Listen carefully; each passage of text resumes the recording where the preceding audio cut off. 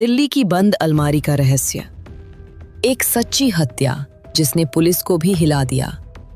साल 2018। दिल्ली की ठंडी सुबह, जनवरी का महीना। रोहिणी के एक शांत से अपार्टमेंट में तीसरी मंजिल पर रहने वाले लोगों को उस दिन एक अजीब सी बदबू महसूस होने लगी। पहले लोगों ने सोचा कि शायद कोई जानवर मर गया होगा, लेकिन जैसे जैसे दिन बढ़ा, बदबू असहनीय होती गई। आखिरकार पड़ोसियों ने पुलिस को फोन किया। जब पुलिस फ्लैट नंबर 304 के बाहर पहुंची, दरवाजा अंदर से बंद था।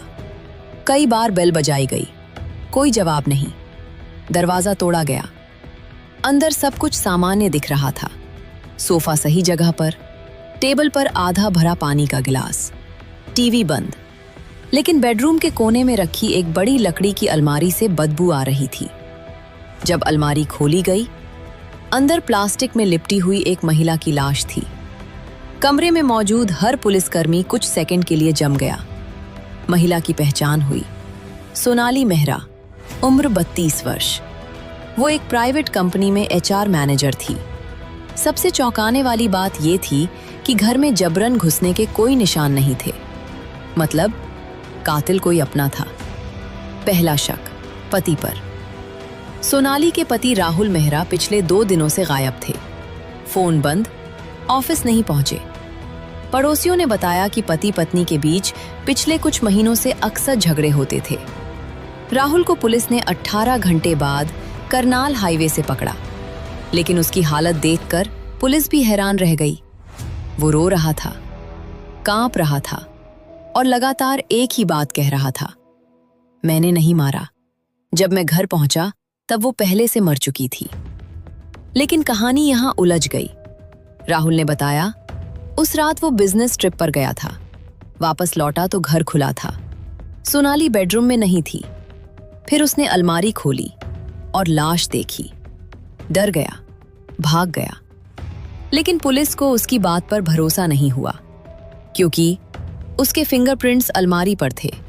उसके कपड़ों पर हल्के ब्लड ट्रेसेस मिले और सीसीटीवी में रात 11:14 पर वही बिल्डिंग में दाखिल होता दिखा। लगभग केस सॉल्व लग रहा था। लेकिन तभी फोरेंसिक रिपोर्ट आई। पोस्टमार्टम ने सब बदल दिया। सोनाली की मौत रात 8 से 9 बजे के बीच हुई थी। लेकिन सीसीटीवी के अनुसार राहुल 11 बजे घर पहुंचा था। मतलब हत्या उसके आने से पहले हो चुकी थी। अब पुलिस फिर जीरो पर थी। फोन रिकॉर्ड्स ने नया नाम दिया। सोनाली के कॉल रिकॉर्ड्स निकाले गए। आखिरी लंबी कॉल हुई थी एक नंबर पर, अंकित। पूछताछ में पता चला, अंकित उसका पुराना कलीग था और पिछले 6 महीनों से दोनों लगातार कांटेक्ट में थे। जब पुलिस अंकित तक पहुंची, उसने कहा, हम सिर्फ दोस्त थे। लेकिन उसके फोन से डिलीटेड चैट्स रिकवर हुई। एक मैसेज था, आज सब खत्म कर दूंगी, राहुल को सच बता दूंगी। अब पुलिस को मोटिव दिखा। क्या ट्रायंगल मर्डर था? लेकिन ट्विस्ट अभी बाकी था। अंकित के लोकेशन रिकॉर्ड्स हत्या के समय गुरुग्राम दिखा रहे थे। वो फिजिकली वहां था ही नहीं। फिर कौन? घर की मेड ने केस पलट दिया। 3 दिन बाद मेड ने एक छोटी सी बात बताई। हत्या वाले दिन दोपहर में एक कुरियर बॉय आया था, लेकिन उसने पार्सल नहीं दिया, सिर्फ अंदर गया। 10 मिनट बाद बाहर निकला। सीसीटीवी चेक हुआ। कुरियर यूनिफॉर्म नकली थी, फेस कैप से ढका था। लेकिन एक चीज साफ दिखी, उसके हाथ में बाईं कलाई पर एक बड़ा टैटू था। टैटू से मिला कातिल। राहुल के कजिन विकास की कलाई पर वही टैटू था। विकास अक्सर घर आता जाता था।